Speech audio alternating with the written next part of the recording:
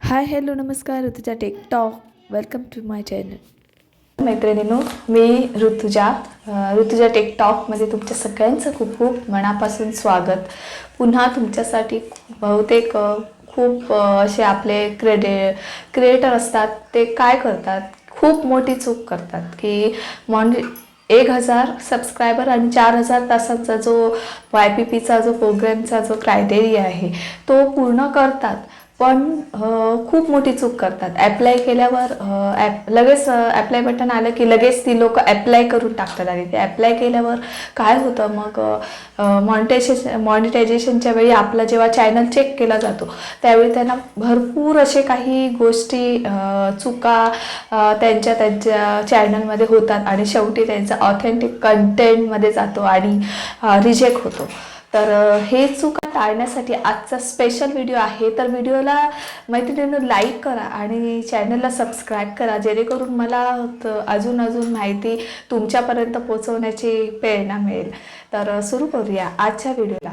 आज मी तुम्हाला सांगणार आहे की मॉनिटायझेशनची क्रायटेरिया पूर्ण कशी करायची, योग्य पद्धतीने पूर्ण कशी करायची आणि त्यांच्यामध्ये म्हणजे ती 1000 सबस्क्रायबर आणि 4000 तासांचा वॉच टाईम पूर्ण झाल्यावर पुढची प्रोसेस कशी करायची जी मॉनिटायझेशनच्या अप्लाय करण्यापूर्वी करायची आहे.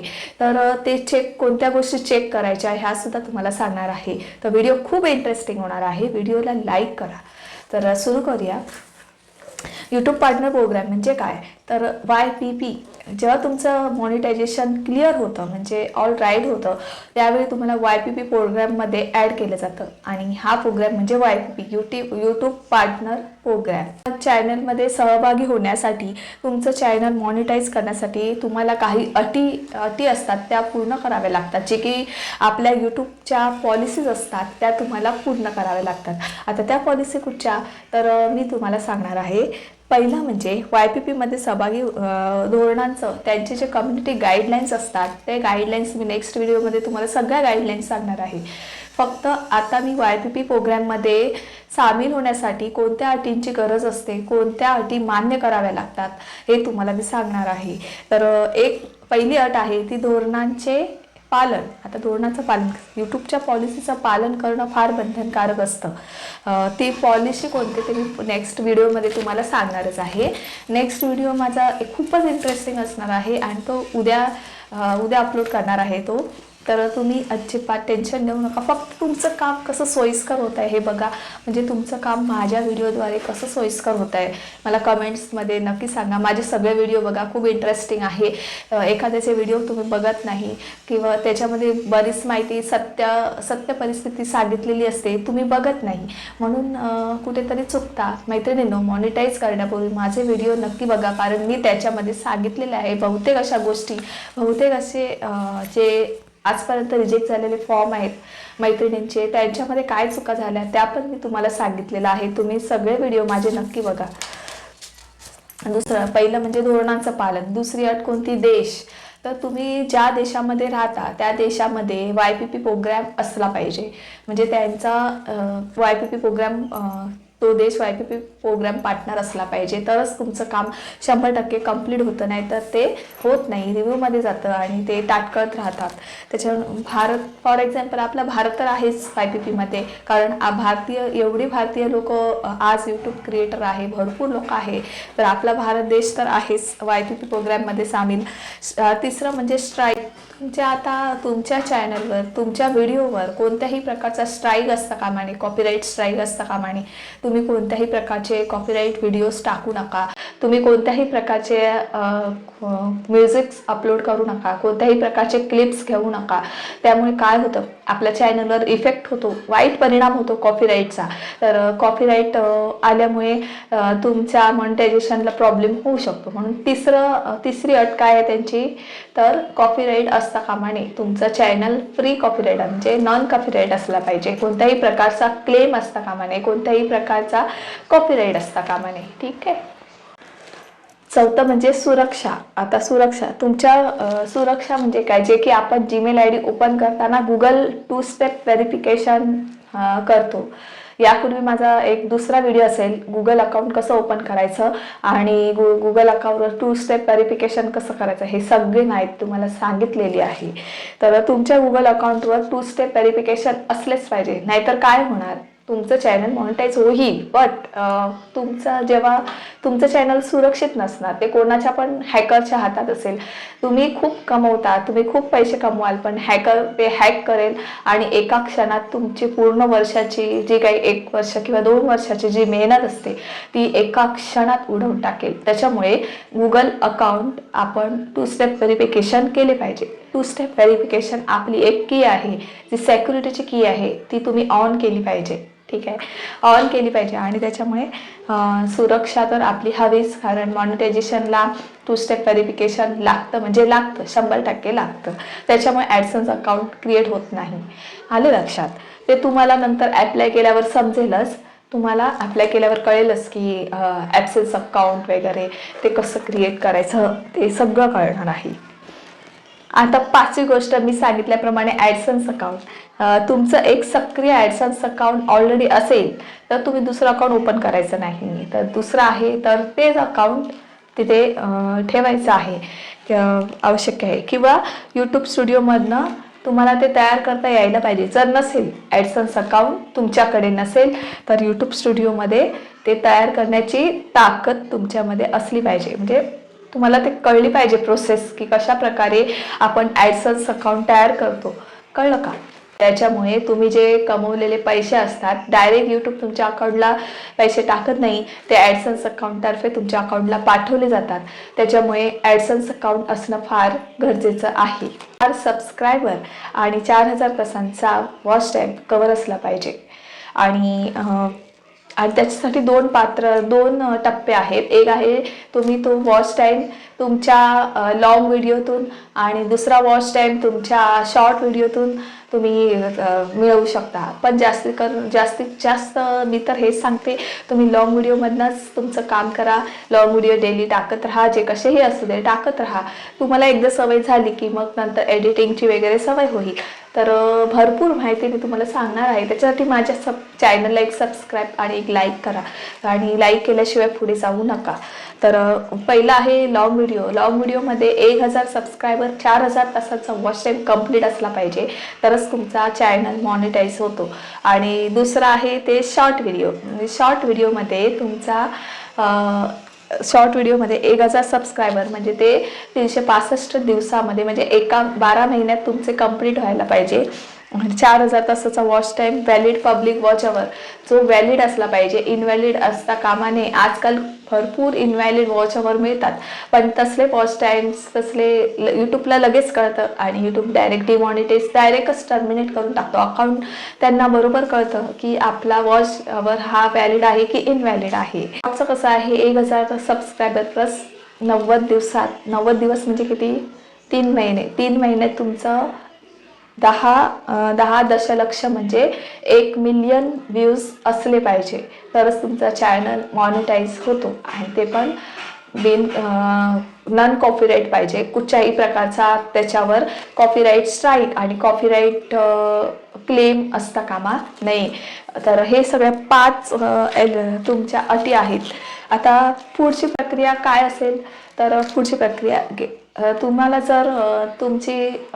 जर हे नोटिफिकेशन यायचं असेल ॲप्लाय नाऊचं, तर तिथे गेट नोटिफाय म्हणून एक लिहिलेलं असेल.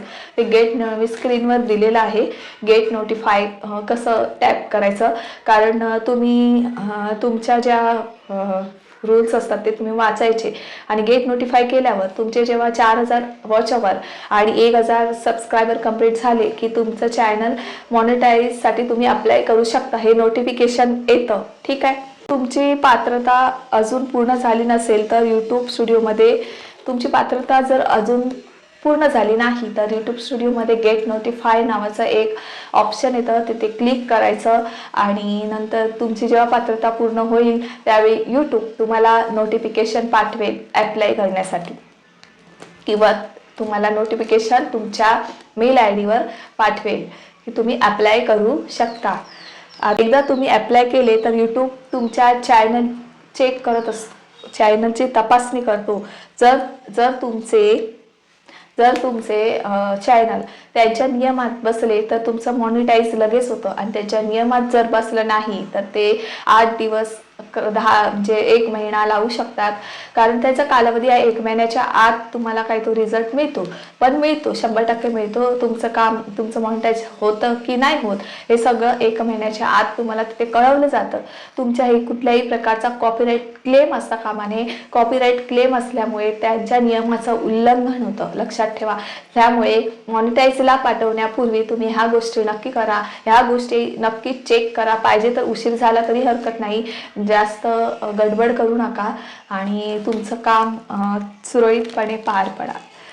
मॉनिटायझेशन मिळाल्या, तुम्ही म्हणता एकदा मला मॉनिटायझेशन मिळालं की मी काही करू शकते, पण तसं नाही, तसं अजिबात करू नका. मॉनिटायझेशन मिळाल्यानंतर तुम्हाला त्यांच्या पॉलिसीचे, त्यांचे जे नियम आहेत त्या पाळावे लागतील. त्याचे कॉपीराईट आहे का, प्रत्येक गोष्ट नियमा उल्लंघन करता कामा नये, नाही तर त्यांना ते तपासणी करत असतात. मॉनिटायझेशन झाल्यावर सुद्धा तपासणी करतात. त्याच्यामुळे तुम्ही तुमचं जे काही आहे ते डायरेक्ट टर्मिनेट केलं जातं, चॅनल डिमॉनिटाईज होतं. मग नंतर तुम्हाला पश्चातापाची पाळी येते. तुमचं एवढं सगळे डॉलर जमा असतात आणि यूट्यूबने आपलं चॅनल डिमॉनिटाईज केलं की वेगळंच डिप्रेशन होतं.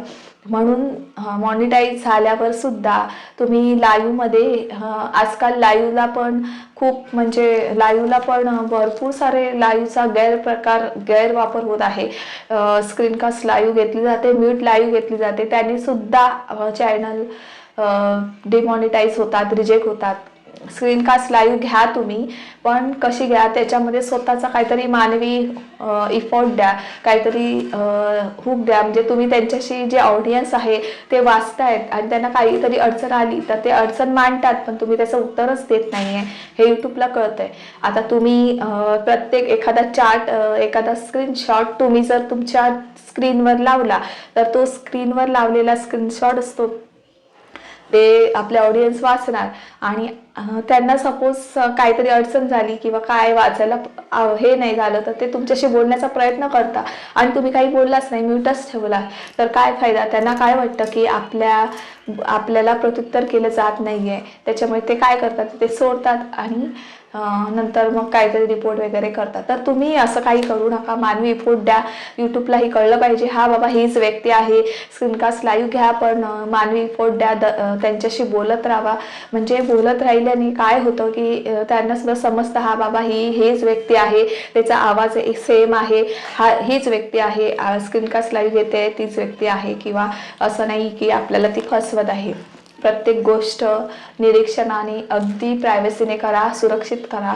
तुम्ही सुद्धा, तुमचं एवढी मेहनत असते, 1 वर्षाची मेहनत असते, तुम्ही अजिबात मेहनत फुकट घालू देऊ नका. कारण एक व्हिडिओ एडिट करणं, शूट करणं, परत ते अपलोड करणं खूप म्हणजे कठीण असतं. जे बाहेर कामाला जायला परवडतं, पण हे जे कामं असतात, गृहिणी असतात, त्या बिचाऱ्या घर सांभाळून एवढं काम करतात, पण त्यांचं असं रिजेक्ट वगैरे झालं तर पश्चातापाची पाळी येते. त्यांना डिप्रेशनमध्ये जातात त्या, मग परत डिमोटिवेट होतात. त्याच्यापेक्षा आधीच काळजी घ्या. माझे व्हिडिओ जे आहेत पहिल्यापासून मी अपलोड केले आहे. खास करून मला हा चॅनल काढायचा नव्हता, माझा ऑलरेडी ऋतुजा क्रिएटिव्ह फॅशन म्हणून आहे, त्याला सुद्धा सबस्क्राईब करा, कारण मी तो चॅनलच वापरणार होती. कारण काही खूप जणांना ह्या चॅनलची गरज होती.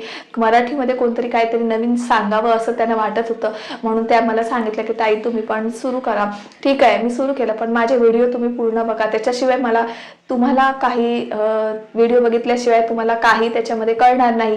तर तुम्ही माझे व्हिडिओ पूर्ण बघा, जे काही पहिल्यापासून जे अपलोड झाले आतापर्यंतचे पूर्ण बघा. कारण असं नाही मी व्ह्यूजसाठी सांगते, पण तुम्हाला काहीतरी मॉनिटायझेशनच्या पूर्वी काहीतरी कळलं पाहिजे. तर अशा काही गोष्टी मी महत्त्वपूर्ण जे काही गोष्टी आहेत त्या खऱ्याखुऱ्या सांगितल्या आहेत. ते कुठल्याही प्रकारची फसवणूक कोणाचीही केलेली नाही आहे.